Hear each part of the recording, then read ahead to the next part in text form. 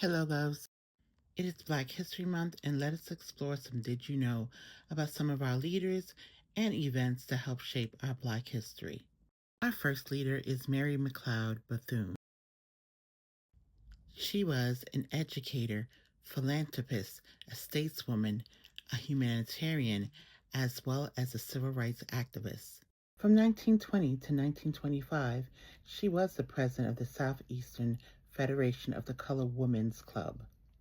In 1929, she founded the Daytona Beach Literary and Industrial Schools for training Negro girls, which eventually became a college and merged with the all-male Cookman Institute, which is known as Bethune-Cookman College.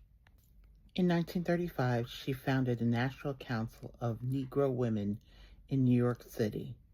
In 1938, she hosted the White House Conference on Negro Women and Children, which highlighted the importance of Black women in democratic roles. Mary McLeod Bethune is known for this quote: "Therefore there can be no discrimination and no segregation, and no separation of some citizens from the rights, which belong to all, and we are on our way. But these are frontiers that must be conquered." This was Mary McLeod Bethune's quote. Now let's get into some history with the Moors. The Moors were Muslim inhabitants of Maghreb, which is North Africa, Iberian Peninsula, Sicily, Italy, and Malta. They were around from 711 AD to 1492 AD.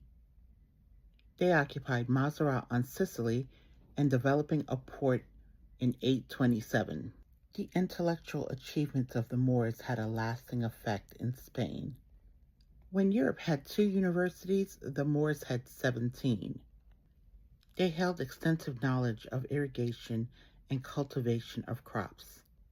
During the 10th century, Cordoba, not just the capital of Al-Andalus, but also one of the most important cities in the world, had street lighting, 50 hostels with running water, 300 public baths, 500 mosques, and 70 libraries.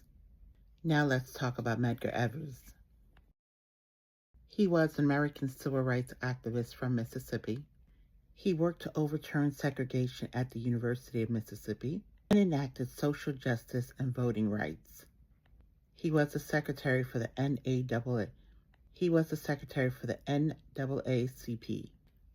which is the National Association for the Advancement of Colored People. He worked on voting rights, registration, and economic opportunities, access to public facilities, and other changes within the segregated society.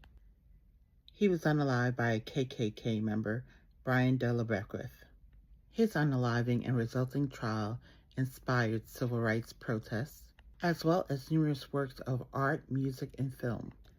Now, let's talk about Matthew Henson. He was the first African-American Arctic explorer. In 1909, he was recognized as the first person to reach the North Pole.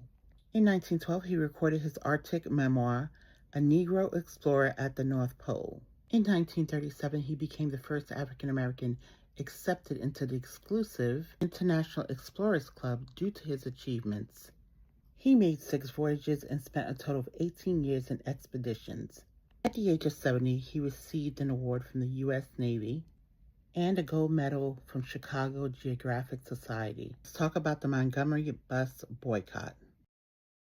This was a political and social campaign that lasted 381 days. The protest was against the policy of racial segregation within the public transit system of Montgomery. Prominent figures in the civil rights movement participated in the boycott. Reverend Dr. Martin Luther King Jr., Ralph Abernathy, and Rosa Parks demanded Montgomery busing segregation laws be eliminated. This proved that economic boycotts by African Americans can lead to great results in the battle for civil rights, as the racial segregation of public transport crumbled under the financial losses of the company. What surprised you the most, the accomplishments themselves or how they're rarely discussed? How does learning about these figures and these events change how you view Black history as a whole? Your thoughts? Let me know.